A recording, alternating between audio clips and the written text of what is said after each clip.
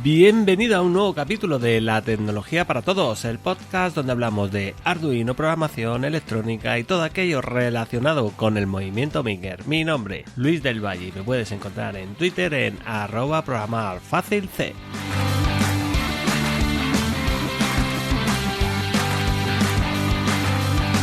Bueno, vamos ya con este quinto capítulo de la quinta temporada. Es un capítulo popurrí, como ya os tenía acostumbrado en las anteriores temporadas, donde están de invitados Germán Martín y José Manuel Galileo conmigo para pues tratar diferentes temas, centrados sobre todo en lo que ha sido el evento del movimiento maker. Es un icono, un referente dentro del movimiento maker de habla hispana, que es la OSDEN, al cual han podido asistir los dos, tanto como visitantes como ponentes, y nos van a contar pues qué ha sido su experiencia, y también nos van a contar, vamos a tratar muchos temas como LoRa, como consumo de dispositivos electrónicos, una infinidad de temas que al final el tiempo va pasando. Ha sido más de una hora grabando, por eso no quiero hacer una introducción muy larga, porque os quiero dejar con ese contenido que está espectacular, como siempre que vienen estos dos cracks al podcast. Y lo único que deciros que si queréis aprender a programar con Arduino, ya sabéis dónde podéis ir o acudir, que es en campus.programarfacil.com. No me enrollo más, os dejo con la charla, que ha sido muy interesante con relación a la OSDEN y todo lo que tiene que ver con Arduino, LoRa y un montón de cosas más, ya lo veréis. Venga, chao.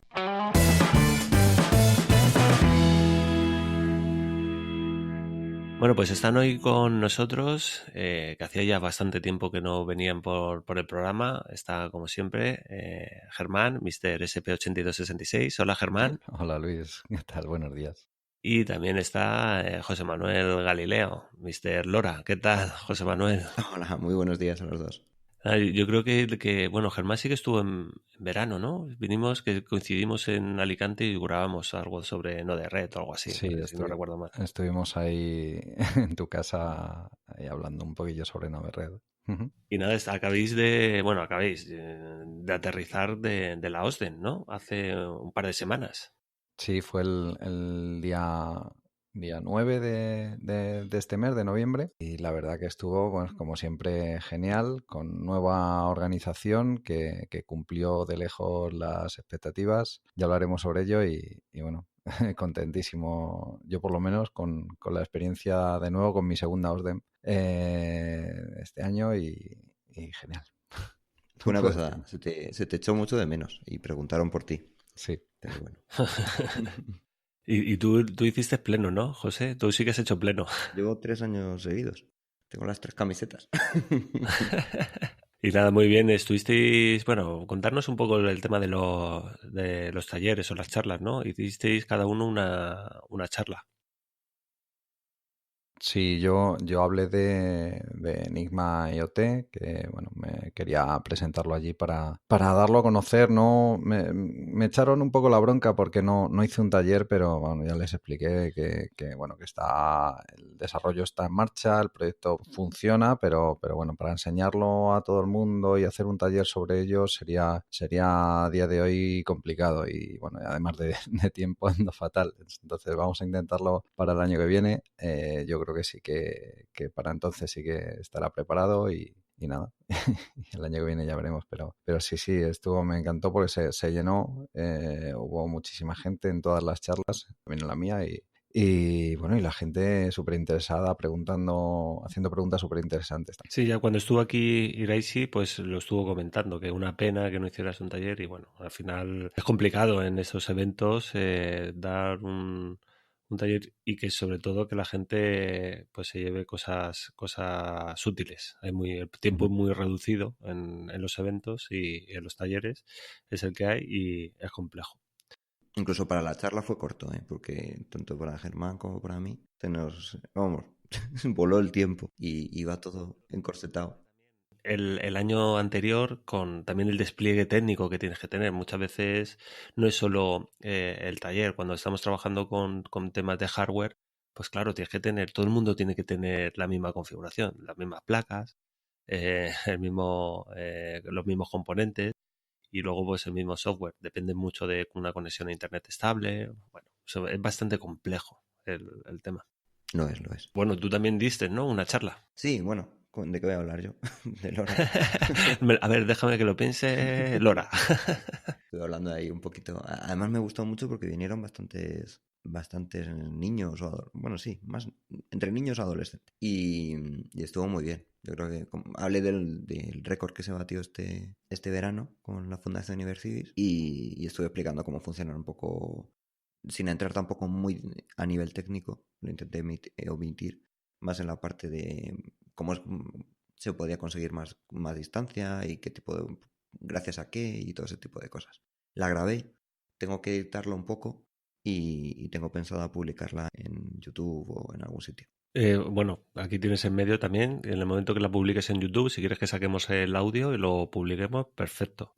Tengo una duda con respecto a esto, es decir, ¿se ha llegado al límite? Porque, bueno, como siempre, yo intento investigar todo lo que puedo y hasta donde llego y poco a poco pues me voy metiendo un poquito en lora leyendo, sobre todo que este verano por fin, bueno, lo estuvimos hablando creo que en el grupo que tenemos de Telegram, que os estuve preguntando por el TTGO, me parece que se llama, cuál comprar y tal. Me compré uno, me faltaba las baterías, que es la 1580 se llaman, me parece. Sí, 16860. 16860, vale. Bueno, pues lo pedí, de hecho, estamos grabando un domingo, pues ayer me llegó 23 de noviembre y lo pedí el 30 de agosto, unas baterías con un cargador y me llegó ayer, o sea, después de no sé cuántos meses. Madre mía. Porque mi idea era, quiero empezar con tema de LoRa. De hecho, tengo el gateway, lo tengo montado, no he enviado nada todavía por falta de tiempo y sí que quiero empezar. ¿Qué pasa? Que ahora mismo me estoy moviendo mucho por las montañas de aquí de Alicante y quería echarlo a la mochila y empezar a transmitir a ver hasta dónde llegaba. Pero claro, no tenía la batería y no me faltaba y me han tardado meses en llegar. Ha sido vamos, un auténtico suplicio. Y mi duda es si os he oído alguna vez que el límite está ahí en esos 700 y pico kilómetros. ¿Se ha llegado al límite? ¿Se puede llegar a superar ese límite? Se puede superar.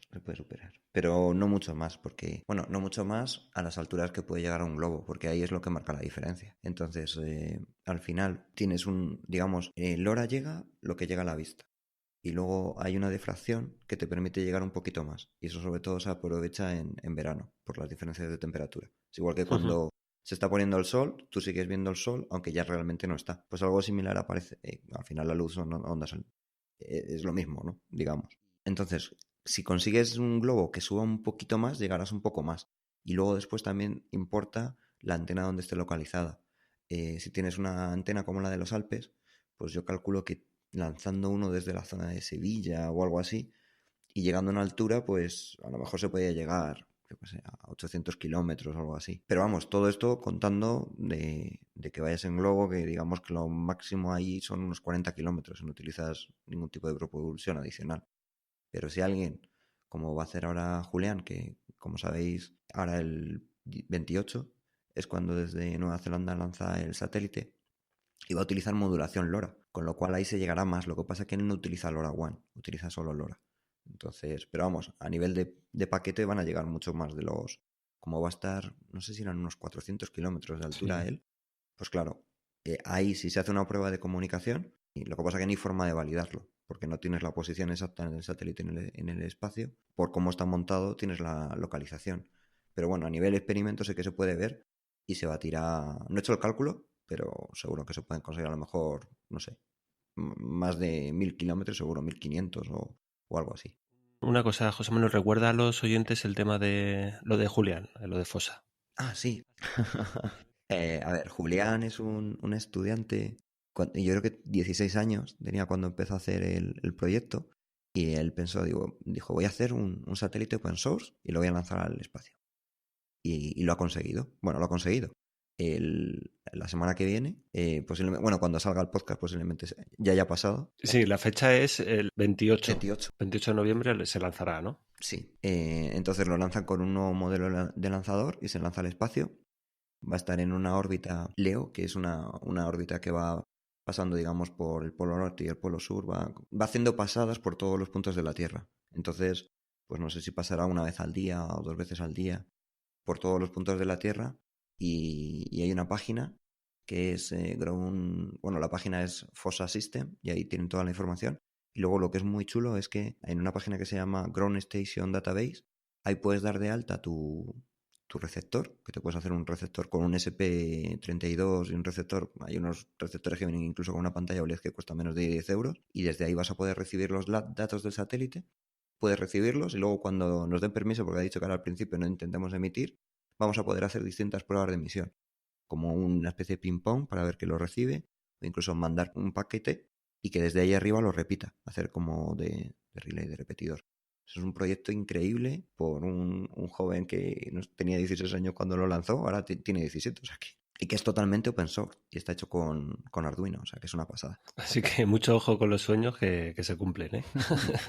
Y seguro que tú estás haciendo, ¿no? Un dispositivo, un emisor, ¿no? Para poder comunicar. Sí. A ver, cuando lanzó, porque estaba haciendo pruebas y ha lanzado globos estratosféricos, entonces yo tenía un receptor con una pantalla de estas, un TTGO. Lo que pasa es que no tenía toda la comunicación que tenía el satélite. Entonces han colgado en su GitHub un emisor y, vamos, lo he montado y estoy haciendo pruebas para recibirlo y la verdad es que me estaba dando bastante guerra. Porque en GitHub, bueno, ya lo he puesto en Twitter, digamos, ellos utilizan un chip de LoRa que es un poquito más caro que el normal y que es mejor, que tiene más, sobre todo lo importante para comunicaciones de larga distancia, cuando necesitas un cristal muy, muy preciso. Y entonces cambian un poco los pines. Y en GitHub eso no lo tienen muy claro. Y ayer estuve intentando hacerlo funcionar. Y cuando lo conseguí hacer funcionar, vi que solo funciona, digamos, a velocidades más...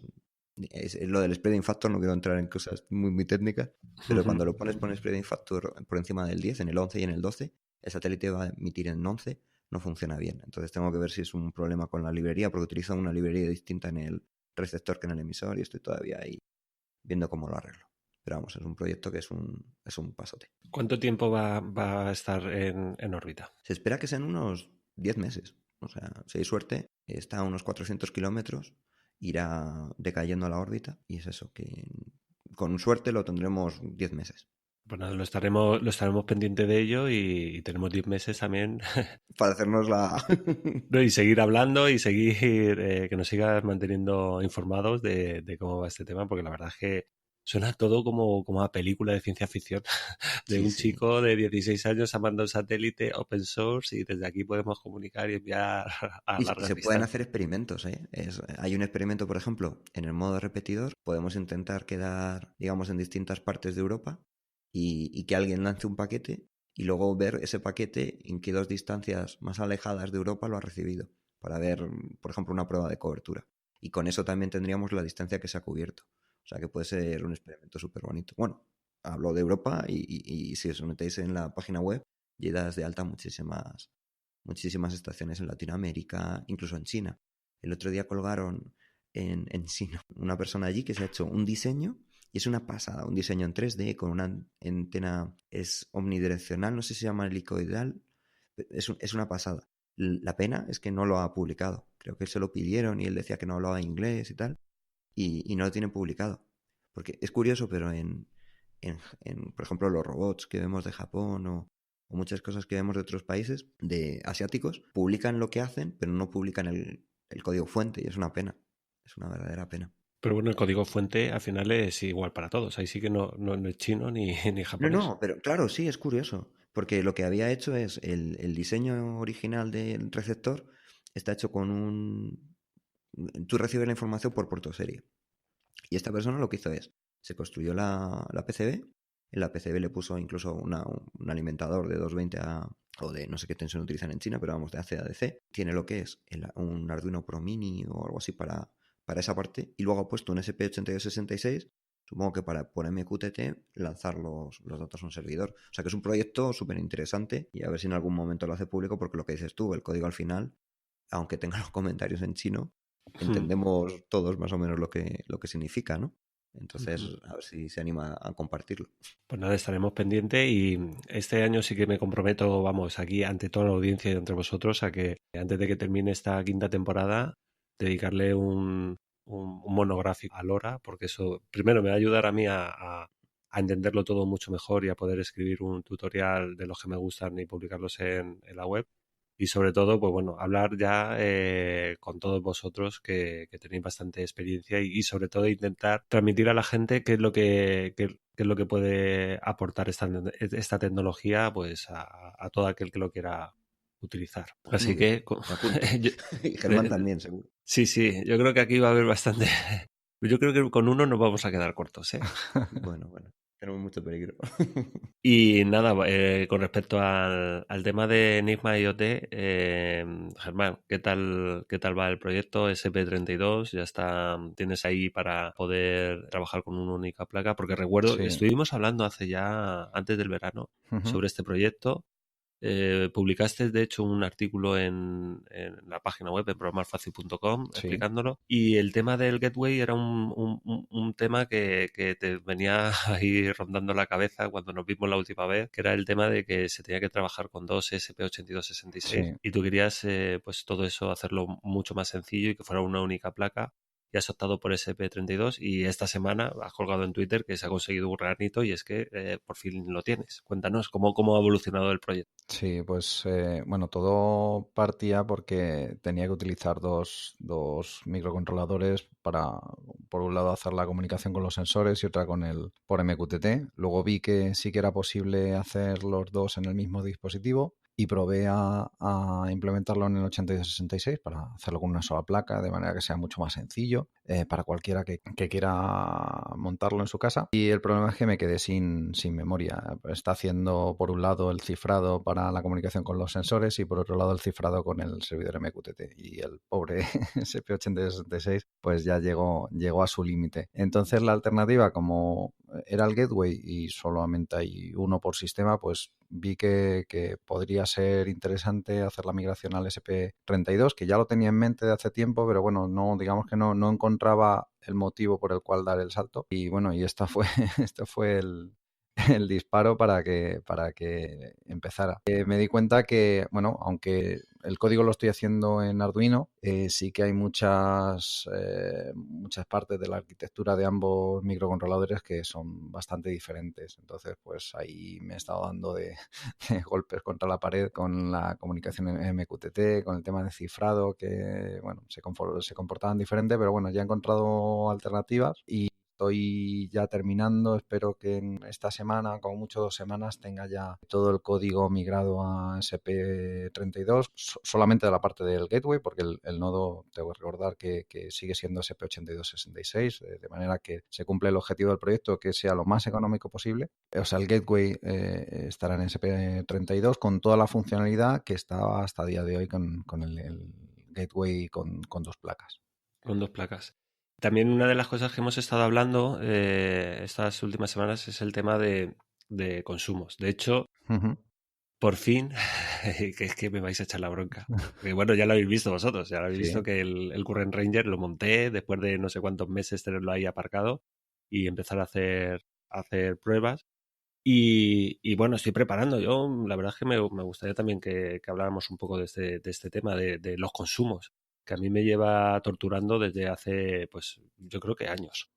Y es y tú también llevas ahora, bueno, estás ahora trabajando en eso, en intentar que un nodo consuma lo mínimo posible y que se pueda, pues lo podemos tener tirado ahí con una pila y que dure.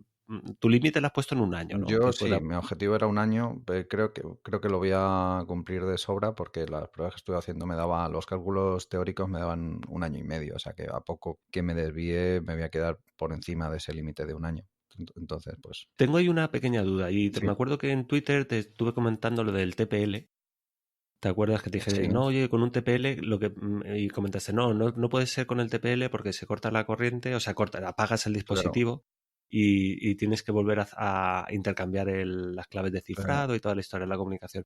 Pero hay una cosa, y con el SP, ¿qué lo haces? Porque claro, lo que yo tengo entendido, a lo mejor me estoy Sí, equivocando, es que trabajamos con digamos que lo ponemos en modo sleep sí, y deep sleep y lo que hacemos es luego despertar, o sea, como que lo apagamos y lo volvemos a encender. Eso es, o sea, el Deep Sleep tanto en SP32 como en SP8266 funciona de manera que cuando tú lo pones en modo bajo consumo, cuando se recupera, vuelve a iniciar el código. Entonces, si quieres hacer algún guardado del estado de una fase de despertar a la siguiente, tienes que guardarlo en algún sitio. Una alternativa es la flash, pero por las características de la memoria flash sabes que tiene un límite de escrituras. Entonces, si lo vas a estar despertando cada 5 minutos y cada 5 minutos tienes que estar guardando el estado, pues digamos que estás machacando esa memoria que puede ser útil para otras cosas y si se degrada, pues rompería el dispositivo y habría que tirarlo y poner uno nuevo, con lo cual pues el tema del bajo consumo pues me estropea otra cualidad. Entonces, cuando se diseñó el SP8266 se reservó una parte de memoria que está dedicada al reloj de tiempo real, el reloj RTC. Creo que son 128 bytes, si no recuerdo mal, que esa es la única parte de la memoria que sigue alimentada cuando está en modo bajo consumo. Entonces, todo lo que guardes ahí, cuando te despiertas, sigues teniéndolo, ¿vale? No sobrevive a una interrupción de la alimentación, ahí sí que se pierde, pero si entras en un modo de bajo consumo, luego al reiniciar, lo primero que haría un código que trabaja en modo bajo consumo es consultar esa zona de memoria y tomar los datos de ahí. Pero vale, entonces lo que haces es ponerlo en bajo consumo durante un tiempo. Sí, bueno, el tiempo. O sea, no lo pones el ilimitado, claro. Esto, bueno, ya hablaremos largo y tendido de cómo funciona eso. Eso lo puedes hacer por interrupciones, y pueden ser interrupciones de tiempo o interrupciones de un pin. Tú programas qué es lo que le levanta de ese Deep Sleep. Claro, pero realmente la interrupción por un pin lo que hace es resetear la placa. Resetea la placa, pero esa zona de memoria se mantiene. Incluso si pulsas el botón reset, también se mantiene esa zona de memoria. Ah, vale, pero claro, ahí vamos a hilar muy fino, ¿no? Es decir, el botón reset cuando lo pulsamos realmente no se produce un apagado como tal, ¿no? No, es un reinicio software, como si pulsamos el botón reset de un ordenador que no se apaga del todo. Vale, es muy interesante todo esto porque, claro, nos ayuda a entender cómo realmente trabaja estas particularidades que dices tú. Si le quitamos la corriente, nos vamos a quedar sin esa memoria, pero si pulsamos el reset, se sigue manteniendo la alimentación y sí que te permite trabajar con esa memoria. Eso es. Y lo de medir el consumo es súper importante. Ahora hay muchos kits de desarrollo que no te viene solo lo que es el kit de desarrollo del microcontrolador, sino que te viene también una parte para monitorizar el consumo. Sí. Porque es muy importante el saber todos estos dispositivos LP1 de comunicación de Internet de las cosas. Lo que se busca es eso, que tengan una duración de más de un año de batería, porque si no, no son prácticos. Y la forma de verlos con esto es monitorización de consumo real, no teórica. Sí, pero hay que dejar una cosa clara, sobre todo en las placas de desarrollo de SP8266, incluso de Arduino, normalmente no están diseñadas para trabajar en bajo consumo. Es decir, cuando ponemos el micro en bajo consumo, sí que el propio microcontrolador deja de consumir, pero toda la electrónica que lleva alrededor no está diseñada para que deje de consumir. Entonces, para realizar un proyecto de bajo consumo, una de las dificultades que nos vamos a encontrar es que vamos a tener problemas para encontrar una placa que esté diseñada para bajo consumo y si no tendremos que diseñarnos nuestra propia placa lo más sencilla posible y además teniendo en cuenta que cuando entre en bajo consumo desactive todo el hardware que lleve alrededor. Eso también se hackea. Ahí, por ejemplo, en las placas de Arduino más sencillas se suele hackear y se suele con un soldador. Se le desconecta por ejemplo, lo que más consume es el LED de que le llega la alimentación, que consume una pasada. Entonces, con un soldador se le quita ese LED o se le quita el regulador de tensión para que dure durante mucho tiempo. Otro componente que consume bastante son los conversores de USB a serie que llevan todas las placas para facilitar la carga de software. Pues ese componente también consume bastante. Entonces, si vamos a utilizar una placa tipo NodeMCU para un proyecto de bajo consumo, pues nos vamos a encontrar, y de hecho ya he tenido algún comentario en Twitter acerca de eso, de alguien que me comentaba que sí, que lo ha puesto en bajo consumo, pero que la batería le ha durado un mes y no era lo que se esperaría. Y es precisamente por ese tipo de consumos añadidos que nos encontramos en este tipo de placas. Una de las cosas que yo me estoy dando cuenta es, sobre todo, la gran problemática que existe con el tema del hardware libre. Es decir, al ser libre, pues cualquier persona o cualquier fabricante puede crear y fabricar sus propias placas. con variantes, puede hacer variantes. El tema es que claro, hay algunos que sí que tienen, pues, primero el tema de los componentes. Cuando hablamos de un regulador de tensión, pues me imagino que habrá reguladores de muy bajo consumo y también otros que son más caros, claro, y otros que no son de tan bajo consumo y son más baratos. Y claro, el tema del hardware libre también es el tema de la documentación, es decir, nosotros partimos de una idea inicial, como pueda ser una placa como Arduino, pero luego lo coge LU o cualquier otra, o DC Robot o cualquier otra empresa, fabrica su propia placa y puede que le salga más económico, pues quizá mover un cable o pasar un pin donde puedas alimentar pues por el regulador o no pase por el regulador, y eso cambia totalmente cómo funciona la placa a nivel electrónico y sobre todo al tema de consumo. Todavía no he hecho las pruebas. La idea que yo tengo de hacer pruebas con el Current Ranger, que es un medidor de consumo, o sea, de cuánto consume pues cualquier dispositivo, es probar todas las placas que yo tengo aquí. Bueno, tengo un montón de placas de Arduino, un montón de placas con diferentes tecnologías, Wi-Fi, Sigfox, LoRa, Bluetooth. Y bueno, saliendo fuera de Bluetooth, que digamos que es una tecnología que no está hecha para lo mismo que pues, pueda estar Wi-Fi como LoRa, como Sigfox. Quiero realmente, pues lo que estoy diciendo, que cuando estamos trabajando con una placa, si realmente esa placa, cómo deriva, qué consumo deriva. Y hay una que compré, que tú la estuviste viendo, Germán, cuando estuviste aquí en mi casa, que es la Lolin, que viene con el chip pequeñito, que no utiliza el módulo, el SP12.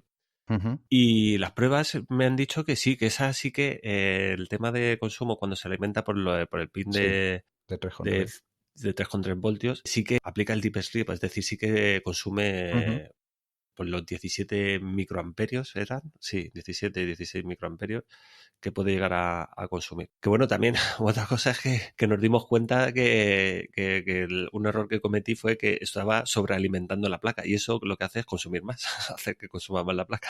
Sí, pero fue un descubrimiento interesante y que yo no había visto documentado en ningún sitio. O sea, en las especificaciones del SP8266 sí que dice que el rango de tensión de entrada llega hasta 3,6 voltios. Sí, 3,6, 3,7 me parece. Pero no dice nada, o sea, cuando habla del consumo de corriente no lo hace depender de esa tensión de alimentación y sí que sería algo importante medir ese consumo en todo el rango de tensión de entrada, sobre todo para tenerlo previsto, porque hay unas baterías que son las de iones de litio y hierro, cuyo rango de tensión es perfecto para alimentar un SP8266 o cualquier dispositivo que se alimente a 3,3 voltios, porque la tensión máxima llega efectivamente a esos 3,6 voltios cuando está completamente cargada. Es la que se mantiene súper estable. Sí, se mantiene muy estable, pero claro, si estás alimentado con a 3,6 y tienes un exceso de consumo de potencia por tener,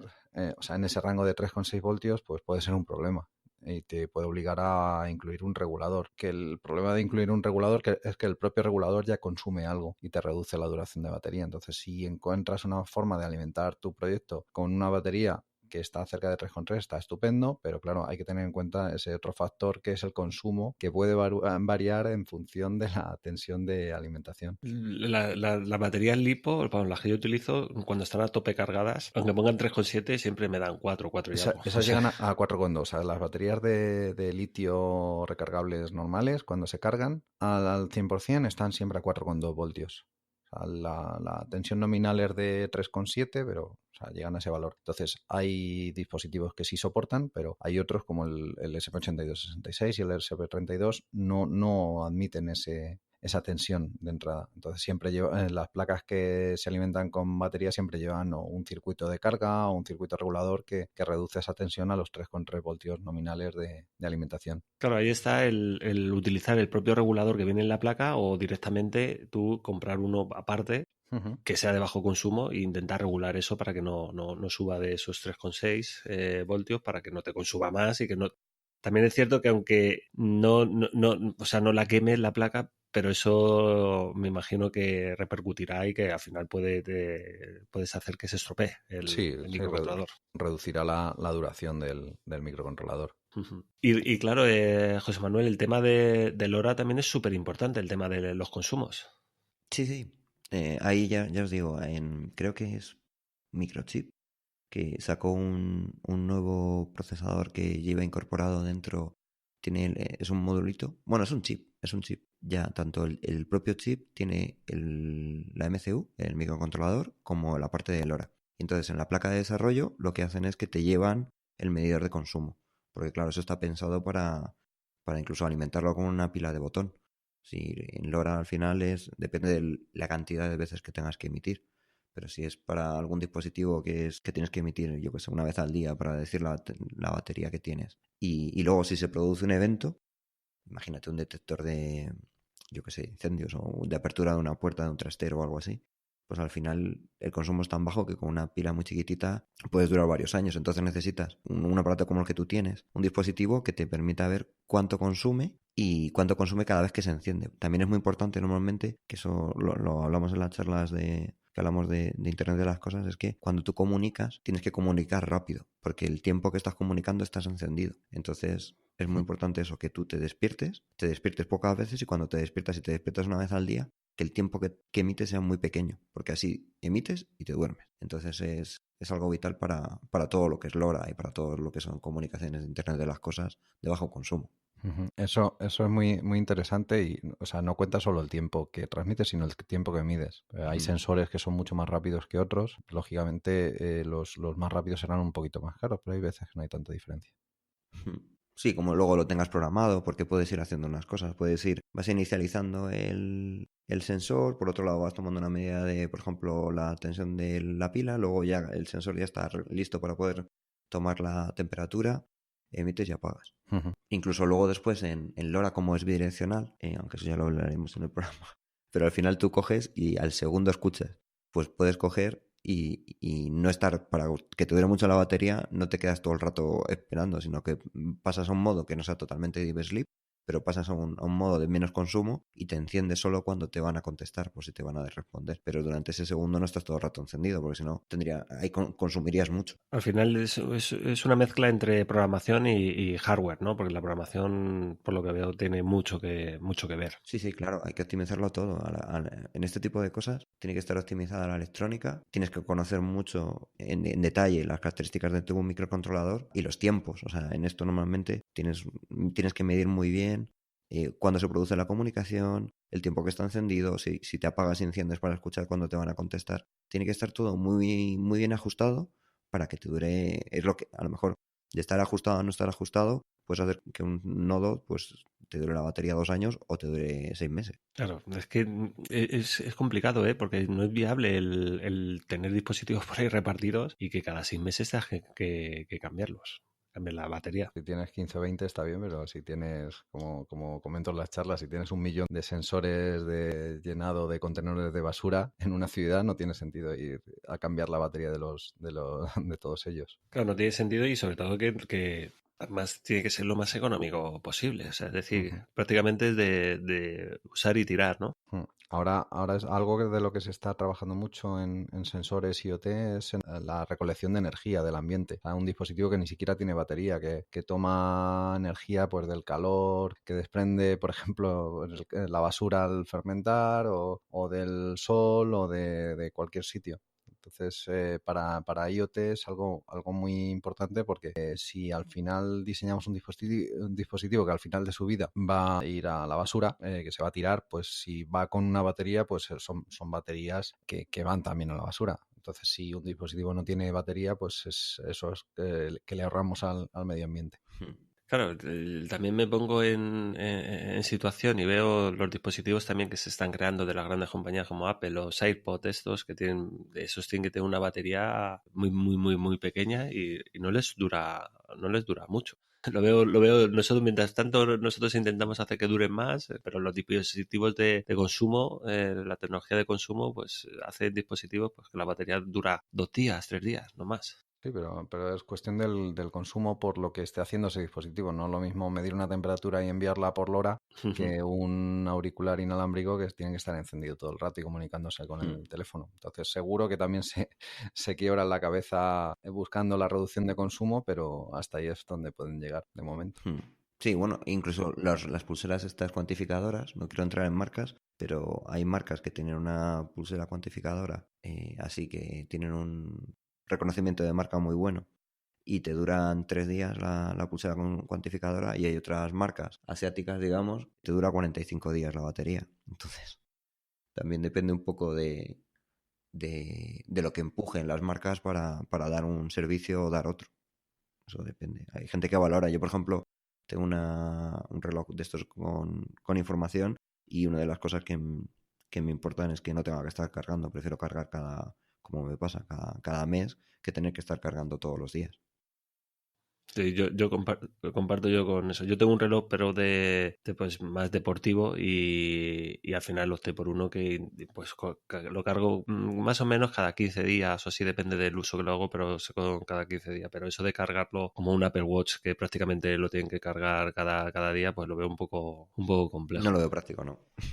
Bueno, al final cada uno elige y utiliza la tecnología que cree conveniente y le es útil, y ya está. Y bueno, quería retomar el tema de la OSDEN, que lo hemos hablado ya al principio y ya hemos hablado de vuestras charlas. ¿Qué tal por allí? El ambiente me imagino que es espectacular. Y habéis hablado no sabía que había cambiado la directiva, quien estaba organizando. Sé que Tochu sí que no estaba por temas de paternidad y pude hablar con Iraishi, pero contarme más de la OSDEN, que estoy intrigado.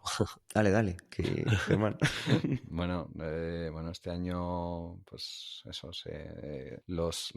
quienes organizaban hasta el año anterior, pues cedieron el testigo, y bueno, teníamos la intriga de qué tal saldría, si se notaría mucho el cambio, y la verdad que no, que ha sido todo súper muy, muy bueno. O sea, los proyectos que se presentaron allí eran impresionantes. Luego la comunicación que hubo fue muy buena. En la web estoy viéndola ahora, están todos los proyectos que se presentaron, y luego allí nos trataron pues tanto a los expositores como los que dábamos charlas, como el público en general, pues nos sentimos tratados pues como en casa. Estuvimos como en casa allí.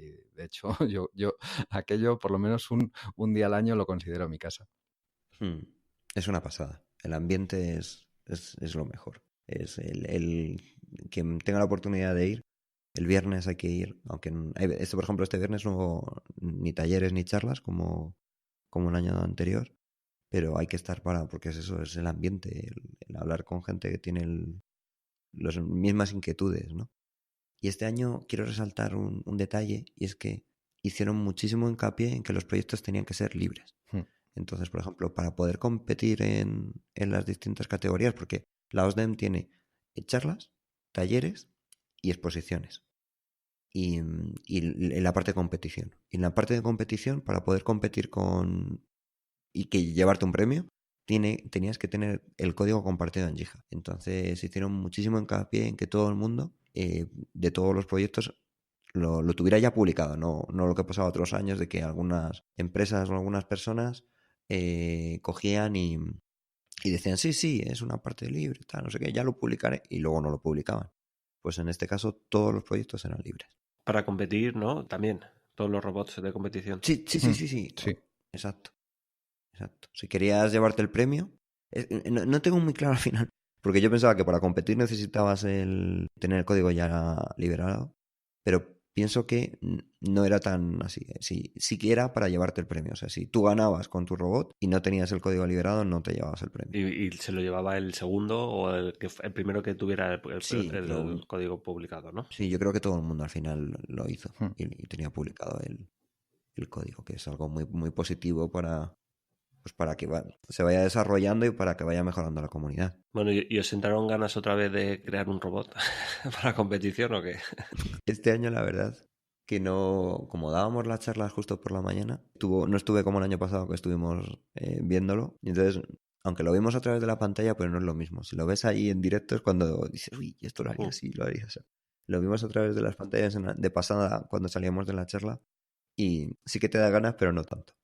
Pero sí, no descarto algún año competir en alguna de las modalidades. Que para los que no las conozcan pues tiene una modalidad de laberinto, en las que tienes un robot que tiene que resolver un laberinto. Primero, digamos, va escaneando el laberinto, y luego, cuando ya lo ha escaneado, tiene que hacerse el laberinto, resolverlo en el menor tiempo posible. Luego tienes uno de combate, que eso es espectacular. Lo tienen metido en como una jaula de metacrilato, súper duro, porque hay ahí unas verdaderas bestias. No pueden pesar, creo que es más de medio kilo, pero saltan chispas, salta de todo, es impresionante. Luego tienen otro que es el típico de sigue líneas, otro más que es de persecución de velocistas, y luego tienen los de sumo, que los de sumo son unos robots que tienes un círculo, vamos, como el sumo japonés, que al final lo que tienes que hacer es empujar y sacar ahí al robot del tatami o de la zona del tatami. Entonces, la verdad es que eso también es súper chulo. Otro embolado más, verás, algún año.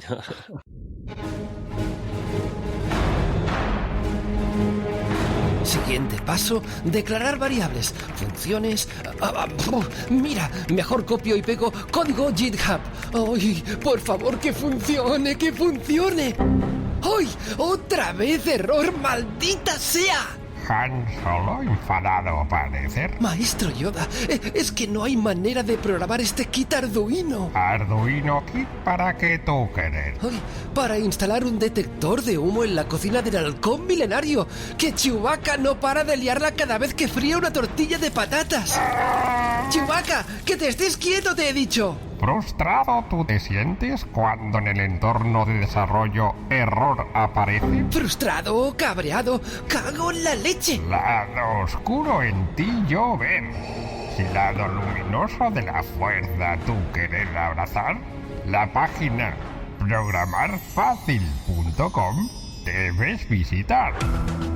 ¡Oh! ¡Programarfacil.com! ¡Es increíble, maestro! Artículos, tutoriales de Arduino, ESP8266, IoT, ¡wow! Y allí, al campus de Programar Fácil, tú podrás acceder. ¡Maestro! ¡Acabas de salvarme la vida!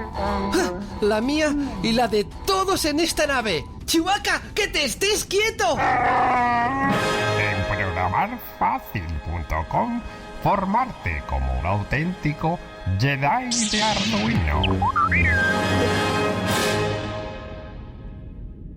Y bueno, también estuvo Sose, ¿no? Por allí, Sose Pérez.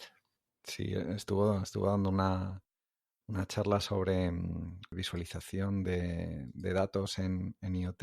Yo la verdad que no pude ir a ninguno de los talleres, porque cuando organizas una charla, al final la charla te consume todo el tiempo hasta que llega y luego después ya llegas tarde a los talleres, pero bueno, por los comentarios que hizo José, hubo bastante gente y bueno, seguro que aprendieron mucho. Estuvo viendo, hablaba, si no recuerdo mal, sobre Grafana, InfluTV, Node-RED. Sí, era monitorización, o sea, la charla se llamaba monitorización energética en casa y hablaba de cómo montar un sistema de monitorización energética para ser consciente del gasto eléctrico que se va en una casa, no solo a final de mes cuando llega la factura y llevarnos la sorpresa de lo grande o pequeñamente grande de la factura eléctrica, sino día a día ser consciente de cómo nuestras acciones con los electrodomésticos y equipos eléctricos que tenemos en casa influyen en esa factura. De manera que podamos, digamos, de una forma u otra controlar ese gasto que hacemos y reducirlo. Y a la vez, pues, lo que involucra en el medio ambiente. Tengo la duda de si todo eso lo monta con Docker o lo monta directamente con instalable. Sí, estuvimos hablando en la cena de cómo lo hacía y sí, que lo hace todo con Docker. No sé si lo hace con un Docker hecho a medida o con los oficiales de cada uno de los paquetes, pero sí que usa Docker. Es una herramienta súper potente, sobre todo cuando quieres replicar la misma instalación en diferentes sitios. Y si quieres publicar código, o sea, si tu intención es que más gente pueda replicar eso mismo que tú estás montando, Docker te lo facilita mucho porque al final el Docker es una línea de comando o un código. Entonces es muy fácil de compartir y facilitar que en otro sitio con un sistema informático diferente incluso se consiga replicar el mismo entorno. Tienes el mismo broker MQTT, el mismo Node-RED con la misma configuración, el InfluxDB para usar de base de datos y Grafana para la visualización. Entonces, pues es ideal para ese.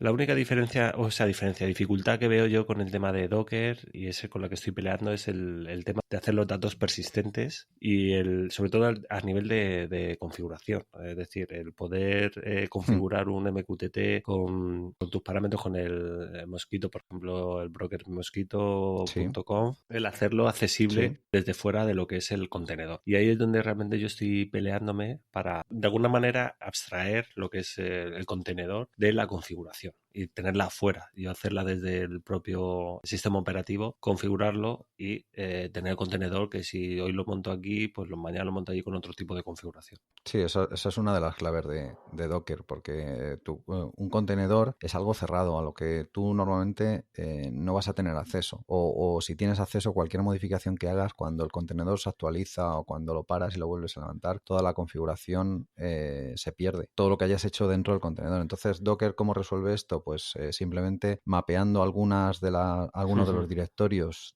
internos del contenedor a tu sistema. Entonces, tú reservas una carpeta dentro de tu directorio home, donde se van a almacenar los ficheros de configuración, por ejemplo, de Mosquito. Entonces, cuando tú reinicias o cuando tú actualizas el contenedor de Mosquito, se actualiza todo menos esa parte, que realmente, lo trata como persistente porque está en tu sistema. Tú lo puedes modificar sin tener que entrar dentro del contenedor, lo modificas con un editor de texto desde... Claro, es con volúmenes, ¿no? Que se llaman volúmenes. Sí, lo llamo volúmenes, pero bueno, al final son como enlaces lógicos de un directorio de dentro del contenedor a uno del sistema.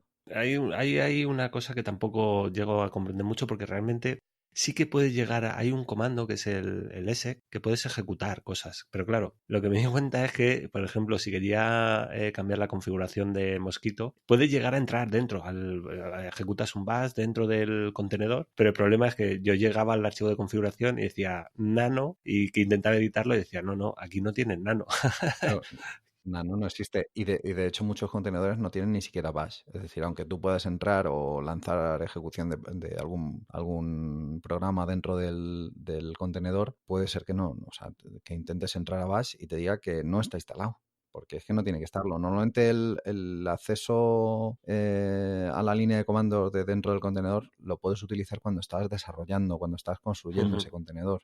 O sea, si tú vas a construir, montas un sistema y quieres hacer un contenedor de ese sistema tuyo, pues sí que puedes necesitarlo, pero normalmente para el uso normal no hace falta acceder al contenedor. O sea, todo si lo has configurado bien, porque los volúmenes externos se declaran cuando arrancas ese contenedor. Si eso lo has hecho bien, no tienes necesidad de acceder ahí. Quizás si tienes algún error, pues puedes entrar y ver los logs, ¿vale? Pero normalmente ese acceso a los logs también se puede hacer desde fuera del contenedor con otra línea de comandos. Bueno, puedes hacer dentro de los volúmenes, lo que sí que estuve investigando era que puedes hacer volúmenes, digamos, manuales, mapeos de directorios, y luego tienes unos volúmenes que lo gestiona el propio Docker. Entonces ahí sí que también hace la información persistente, pero tú no puedes acceder a esa información. Sí, puedes acceder. Lo único que está en una carpeta que, bueno, está muy escondida en el sistema. Exacto, pero que sí que puedes acceder, es a lo que me refiero, puedes acceder a un fichero del Docker, que es en los logs, por ejemplo, que esa información la está almacenando, la tendrá mapeada de forma oculta para ti, dentro que estará por ahí escondido y tendrás que investigar cómo está. Pero luego lo que sí que le veía bastante útil era el hacerlo tú, con tu propio mapeo, donde tú tienes ese fichero. Y ahí también me di de bruces con otra cosa, y es el tema de permisos. Es decir, cuando tú lo ejecutas, el contenedor no tiene permisos para escribir o para leer ese tipo de archivos y tienes que darle permisos. Sí, y de hecho hay que tener cuidado porque algo que se te puede ocurrir cuando tienes un problema de permisos, dices, pues le doy acceso de root y ya está. Pues como es un contenedor, está aislado del resto del sistema, no va a hacer nada. Pero claro, si tienes algún ataque o alguna infiltración de alguien que entra dentro del contenedor y ese contenedor tiene acceso root, puedes tener un problema, ¿no? Entonces, normalmente se recomienda arrancar los contenedores con un usuario, digamos, no privilegiado. Puedes ser un usuario que, por ejemplo, va a un Mosquito, puedes arrancarlo con el usuario que has creado que se llama Mosquito, que tenga acceso solamente a las carpetas, a los directorios donde tiene la Porque configuración. el contenedor hereda los permisos, o sea, los los privilegios del usuario que le ha generado ese contenedor, ¿no? Entiendo. Claro, si lo arrancas como root, tienes acceso Ujú. a todo. Tienes acceso a todo lo que esté mapeado. Luego, creo que hay formas desde un contenedor acceder al sistema. Al arrancarlo tienes que darle permiso. Eso no lo tengo muy claro cómo se hace, pero también porque hay contenedores que te permiten, por ejemplo, hacer copia de seguridad. ¿Y cómo vas a hacer copia de seguridad si no tienes acceso al sistema en el que Ujú. está alojado? Entonces, eso existe y lo que no tengo claro aún cómo se hace. Pero claro, si tiene acceso root, tiene acceso a todo. Ahí es donde yo estoy. Claro, el Docker es súper sencillo y realmente cuando quieres montar algo muy rápidamente, lo montas y enseguida pues estás trabajando con un Node-RED, con un Mosquito, con cualquier software. El tema es que es donde yo veo que es donde está la dificultad y quizás sea más complejo de trabajar con ello es cuando ya te quieren meter en temas temas de configuración, en temas de backup, en temas de log, que ya no es tan sencillo como ejecuta esta línea de comando, le instalas el contenedor y a correr, sino que tienes que seguir unos pasos y ahí es donde yo estoy investigando para cómo seguir esos pasos para hacerlo de forma segura, un Mosquito de forma segura, porque yo lo estoy instalando todo en el VPS y claro, quiero dejarlo todo bien atadito, que no me quede algo por ahí colgando y diga, oye, esto está fallando por algún sitio o tengo un agujero de seguridad aquí increíble. Entonces, si lo instalo como de forma nativa, como algún software normal, a través del apt-get, pues bien, se puede tocar todo lo que quieras, pero el problema es cuando ya lo instalas como Docker, cómo trabajar con ello. Ahí es donde yo también estoy investigando todo ese tema. Sí, Docker es algo súper potente y súper configurable y eso, y es fácil, pues al principio cuando lo entiendes está bien, pero luego puedes complicarte todo lo que quieras. O sea, puedes montar entornos complejos de varios contenedores que la palabra de la que se habla es de orquestarlos y hay orquestadores tipo, ay, no recuerdo ahora cómo se llaman, pero bueno, se utilizan mucho en entornos de nube donde quieres tener pues un Mosquito, por ejemplo, se me ocurre, o sea, un Mosquito más una base de datos, más un interfaz web y que todos esos contenedores se arranquen a la vez y en un orden predeterminado. Pues eso es lo que se llama la orquestación. Y claro, ya cuando entras ahí es que cada vez que descubres algo, descubres otras 3 cosas que dices, bueno, ¿por dónde voy? ¿Por Sí, dónde sí. sigo?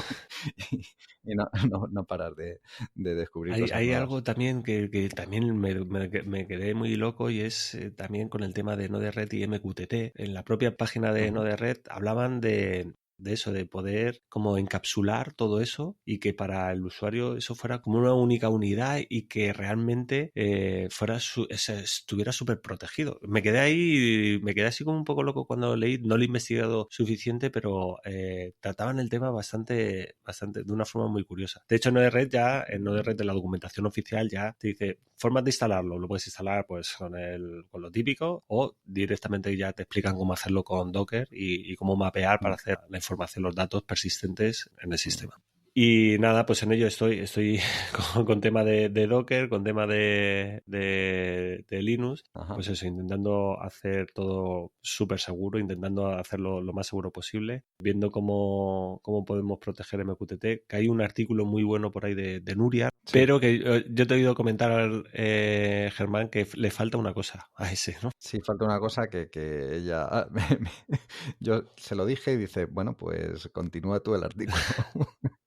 La verdad que sí, porque ese artículo trataba de cómo configurar usuario y contraseña para los clientes que se conectan a MQTT. Pero luego el siguiente paso para asegurarlo sería añadir cifrado. Igual que cuando configuramos un servidor web, pues le añadimos un cifrado pues con un certificado de Let's Encrypt, por ejemplo. Eso se puede hacer también en MQTT.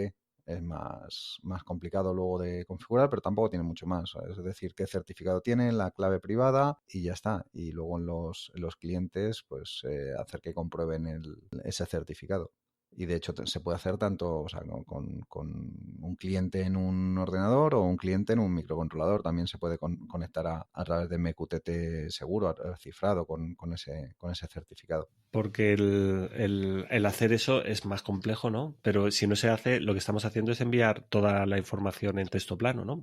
Usuario y contraseña, Sí, claro. lo envías sí, eso es. También, bueno, el usuario sí, la contraseña seguramente se manda un hash, de manera que si alguien lo intercepta, pues no puede no puede deducir fácilmente cuál es la contraseña, pero sí que te puede hacer digamos, un ataque por, ¿cómo se llama? Por repetición, es decir, enviar de nuevo ese hash y tendría acceso. Normalmente eso se utiliza, o sea, no es necesario cifrar cuando estás trabajando en una red local. Una red local, pues la controlas tú y controlas quién tiene acceso y quién puede escuchar. Cuando estás enviando datos por internet, pues depende. Puede ser que tampoco sea imprescindible cifrarlo, pero claro, si alguien es capaz de conectarse a tu servidor porque ha descubierto el hash y ha sido capaz de sacar la contraseña, pues puede utilizar para enviar información, por ejemplo, para hacer un ataque de negación de servicio. Bueno, ya habría que, que ver qué otros servicios tienes instalados en esa máquina, pero vamos, puede entrar y utilizar tu sistema, ver qué datos estás enviando, sobre todo los datos de tus sensores. Y bueno, ya hemos hablado en otras ocasiones que pues datos de temperatura pues pueden ser datos inocentes, pero pueden estar chivando lo que estamos haciendo en casa, si estamos en casa, si no, o sea, esa temperatura pues puede cambiar un poquito y puede dar pistas de lo que está sucediendo en casa, de manera que alguien puede tomar decisiones, digamos, no muy legales en función de esa información. Pues nada, yo creo que es importante el tema de la seguridad, ya por lo menos el que tengamos conocimiento. Luego ya que queramos aplicarlo o no, pues ya pues depende ya de cada uno de nosotros o de lo importante o no importante que sean esos datos. Y bueno, contadme qué tenéis pensado, José Manuel. A ti te veo súper activo por ahí por Twitter con un montón de cosas. ¿Qué estáis preparando para el futuro? Bueno, yo por mi lado, así en plan, estoy ahora mismo con lo de la estación para recibir los datos del satélite, que la idea es, y a ver si me echa una mano Germán, para una vez que se reciben los datos mandarlos a MQTT y a través de Node Red, pues el pintar esos datos en un mapa para que se sepa, digamos que tengas, te vaya encendiendo, digamos, las estaciones que se van recibiendo y luego mandarlo a un grupo de Telegram o Twitter o algo así, ¿no? Luego quería sacar un vídeo, hice el proyecto este de seguridad wifi, justo cuando estaba hablando de los hash, me estaba haciendo gracia Germán, porque es justo el método que utiliza. Hay una cosa para los que me seguís en Twitter, que es, saqué que es con un M5 Stack, que es una versión, es un kit de desarrollo, porque te viene con una cajita que tiene micrófono, altavoces, y una pantalla, y un SP32 y una SD, ¿no? Entonces, lo que he hecho es un código para capturar cuando cualquier dispositivo se enlaza con un router wifi, hay un intercambio de paquetes. Entonces es una prueba de concepto. El dispositivo esto lo que hace es capturar esos paquetes que son el hash. De ahí tienes el hash de la comunicación. Y luego por fuerza bruta pues puedes sacar la password del wifi. Y eso es un fallo de seguridad que tiene tanto WPA2 como posiblemente lo vaya a tener la nueva. Entonces es importante el tener contraseñas lo suficientemente largas como para que sea difícil el calcular por fuerza bruta cuál es nuestra contraseña. Porque si es una contraseña fácil, si es, por ejemplo, con dígitos, que eso quiero poner un vídeo de cómo se hace, en segundos lo tienes. Una de 8 o 10 dígitos, si son todo números, en segundos. La gente que coge y comparte en el tren o cuando está de viaje comparte con el móvil su wifi y pone una contraseña de estas numéricas súper fácil, que sepa que se la pueden reventar en segundos. Y por eso es más que nada para que la gente lo conozca. Entonces publicaré el vídeo que es 4 comandos en Linux y utilizas una herramienta que se llama Hashcat y calculas la contraseña de forma sencilla. Ya digo, contraseñas que sean básicamente numéricas. Cuando ya empiezan a ser largas, tienen números, caracteres así, o sea, esa numérica y con caracteres especiales, es mucho más difícil. Aunque también la gente tiene que saber que existen nubes donde tú puedes lanzar ese hash y en cuestión de 2 horas te dan la contraseña. Por eso tiene que ser un poquito largo. Sí, que no te pirateen la wifi, ¿no? Bueno, pues muy interesante, la verdad. Estaremos todos atentos a ver cómo va surgiendo. Sí, está publicado la versión, o sea, ya lo puede todo lo que las personas que tengan un M5 Stack. Se llama SP32 Wi-Fi Hash Monster. Lo de Monster es porque tiene un muñequito que va cambiando de la cara dependiendo de lo que detecta en el ambiente. Si hay poco tráfico se aburre. Cada vez que captura unos paquetes para poder capturar el hash, pues le sale un corazoncito, la verdad es que es así. Es el punto hash monster. Y luego, como el dispositivo este tiene unas barras de LED, pues también cada vez que se detectan ataques, porque hay una forma de forzar, o sea, cuando tú te conectas a la red, pues te conectas por la mañana o si vas al trabajo es solo por la mañana. No estás todo el rato conectándote a la red. Entonces hay un método que consiste en mandar un paquete de desautorización y lo que haces te echa de la red y te vuelves a autenticar. Y entonces en ese momento es cuando capturas el paquete. Y el propio dispositivo detecta si se está produciendo un ataque de ese estilo. Y por la otra zona de LED, si se pone en verde, es por todos los paquetes que está recibiendo. Entonces, cuando hay un ataque de este estilo, pues empiezan a encenderse rojo en un lado y verde en el otro. Y ahí publiqué el otro día en Twitter un vídeo de cómo de los dos tipos, ¿no? El tipo pasivo y el tipo activo, que ese solo es ilegal hacer ese tipo de cosas y solo lo puedes hacer contra tu Pues propio nada, dispositivo. estaremos atentos y habrá que comprarse un M5 Stack, que ya llevas tiempo recomendándolos y cuando se recomienda tanto... Es muy versátil, es muy versátil. También hay gente que dice, pues le doy un uso, porque si lo suyo es tener un proyecto ahí en mente donde lo puedas usar, hay una de las ventajas, eso lo publiqué en el canal de YouTube, que era programarlo por Python o por bloques y directamente sin tener un IDE ni nada, te conectabas a la IP del dispositivo y lo podías programar. Entonces es bastante completo, pero es lo típico. O sea, yo siempre diría, pues te puedes coger y... luego tiene un lanzador, justo... puedes meter en la tarjeta SD varias aplicaciones y las vas lanzando. Pero más que nada yo lo de siempre. Me quiero comprar una impresora 3D. ¿Tienes algún proyecto en mente? O es para imprimir figuritas, me refiero. O sea, tienes que tener siempre para sacarle partido, cuando te compras algo, un proyecto en mente, porque en si el no, cajón de posiblemente todos no los ni cacharros que cajón. tenemos, madre mía. Y bueno, tú, Germán, que vas a seguir con el Enigma IoT, con... Y yo por ahora quiero acabar en la migración al SP32 y nada, y lo siguiente será pues lo que hemos hablado antes, desarrollar una placa, diseñar una placa de bajo consumo con una carcasa hecha en 3D, publicarlo todo, por supuesto, y nada, y empezar a usarlo.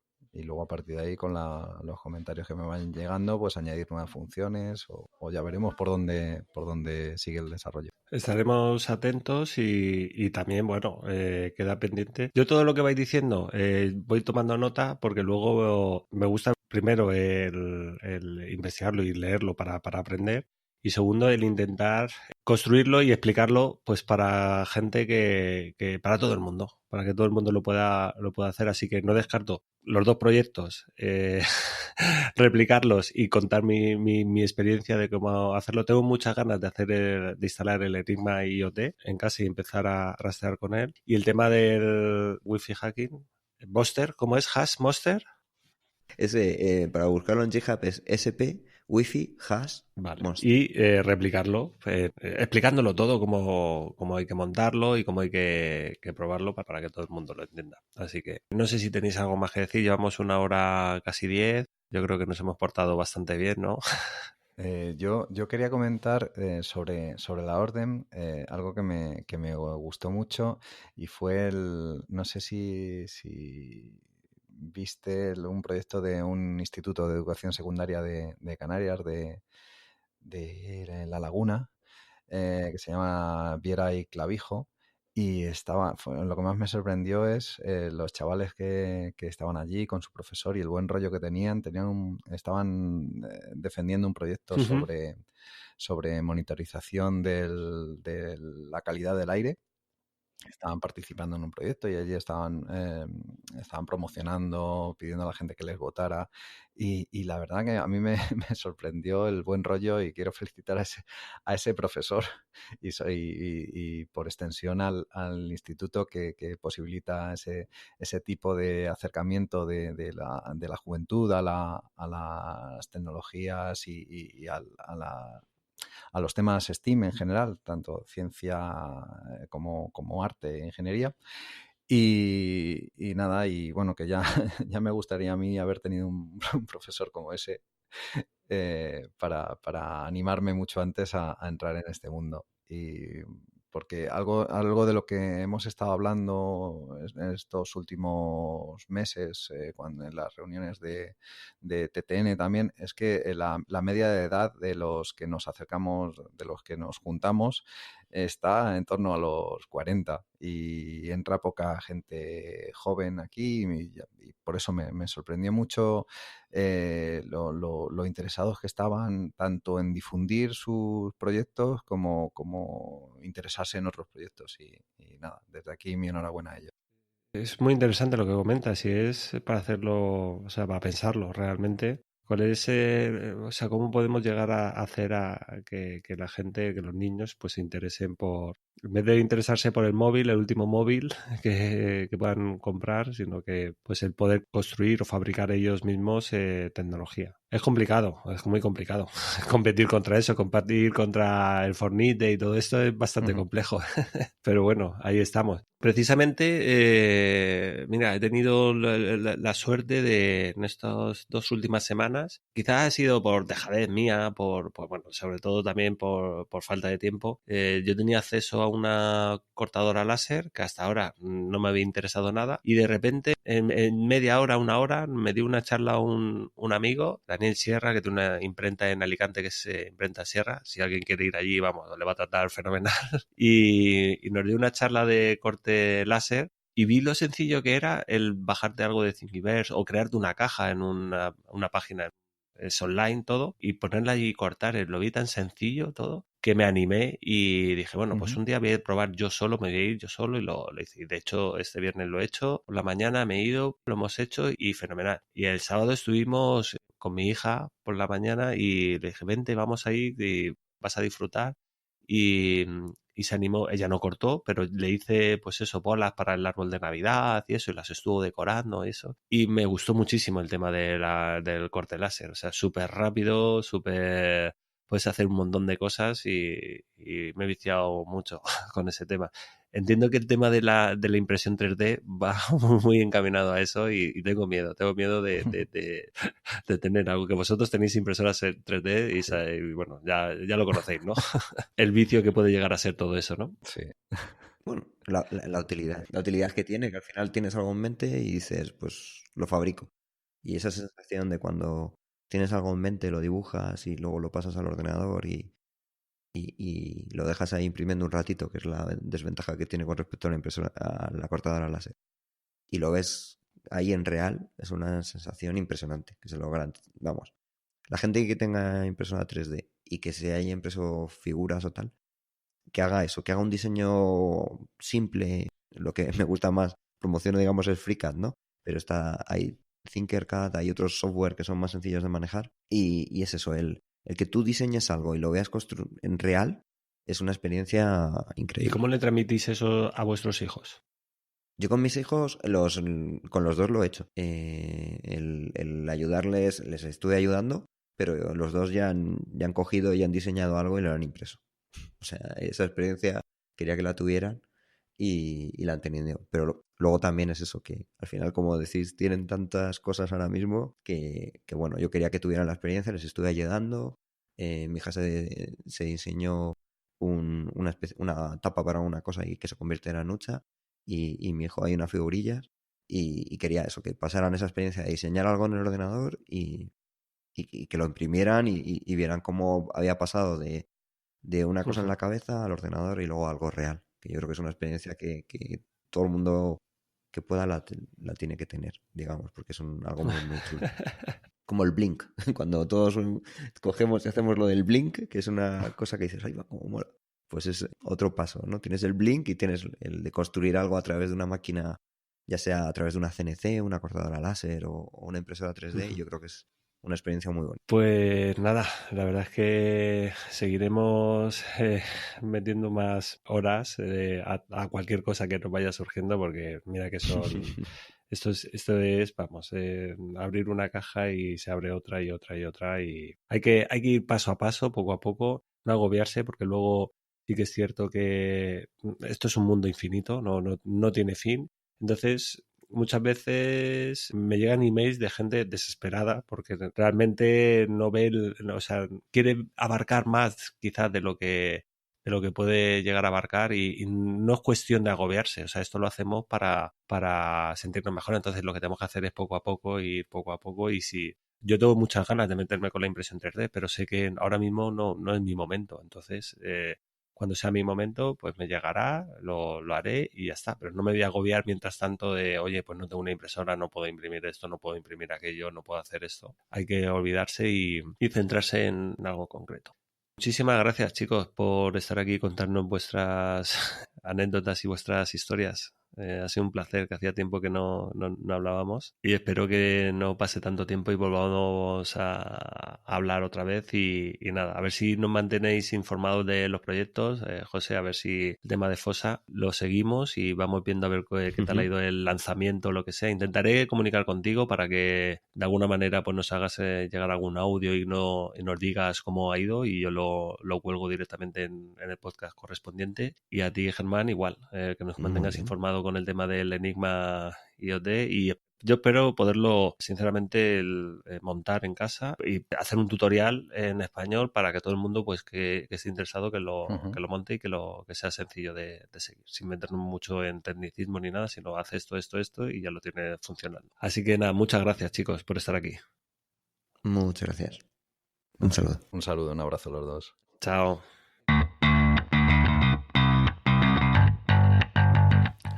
Y hasta aquí el programa de hoy. Ha sido un poco más largo de lo normal, pero bueno, es lo que viene a ser cuando vienen estos dos expertos, estos dos cracks del mundo de Arduino, del mundo del SP8266, de las comunicaciones, como son José Manuel Galileo y como son Germán Martín. Así que nada, me despido de todos vosotros. Antes quiero recordaros que podéis dejar cualquier comentario en programarfacil.com o en las diferentes plataformas de podcast. También quiero daros las gracias, pues también por esos comentarios que recibo constantemente en un montón de plataformas, tanto en Twitter, que me podéis seguir en @programarfacilc. Y recordaros, como siempre, que si quieres aprender a programar con Arduino, si quieres aprender todo lo necesario con el SP8266, puedes ir a campus.programarfacil.com, donde pues tienes un curso muy especializado para que tú mismo puedas crear tus propios proyectos con esta plataforma. Ahora sí, me despido, muchas gracias, nos escuchamos la próxima semana, no faltéis a la cita y recordad, ¡sed felices!